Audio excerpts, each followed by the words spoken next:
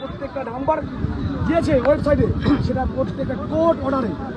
আজকে হঠাৎ করে সমাজের মধ্যে বিচ্ছেদ, কিসের বিভাজন, কি করে শুধুমাত্র রাজ্য সরকারকে কালিমালিপ্ত করার জন্য কোনো একটা শ্রেণী আজকে আমাদেরকে পর্যদস্তিত করে আজকে তারা তাদের সুবিধা ভোগ করতে যাচ্ছে।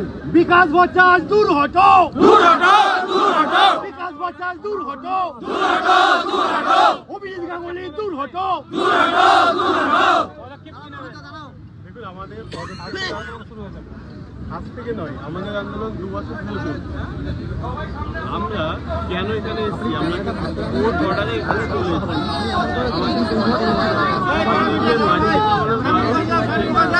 কোর্টের মাধ্যমে শক্তি মানুষের মাধ্যমে ভালো করে হেডলাইনটা করো, এরা অযোগ্য দিন না বলে।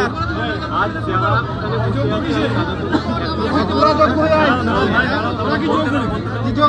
দাঁড়াও দাঁড়াও, চুপ করো।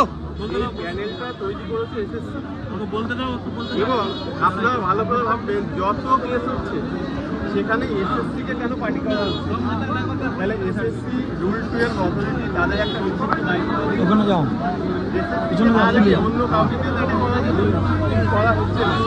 তাহলে কিন্তু ওনাদের বই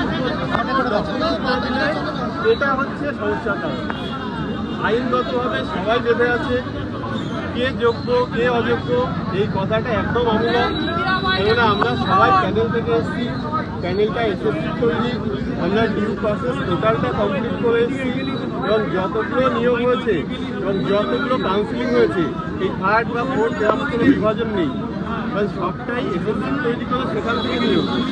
কোনোটাই সমস্যা নয়, সবাই ওখানে চাকরি করুন, নিবৃত্তি করুন। কিন্তু সমাজকে যেভাবে কলুষিত করা হচ্ছে, আর একটা আগের দিনও বলেছিলাম যে অর্ধবেত্র পর্দা তুলে পৃথক করার চেষ্টা হচ্ছে, এটা একটা ভিন্ন রাজনীতি। এই রাজনীতিকে আমরা ধিক্কার জানাই। আমরা কারা?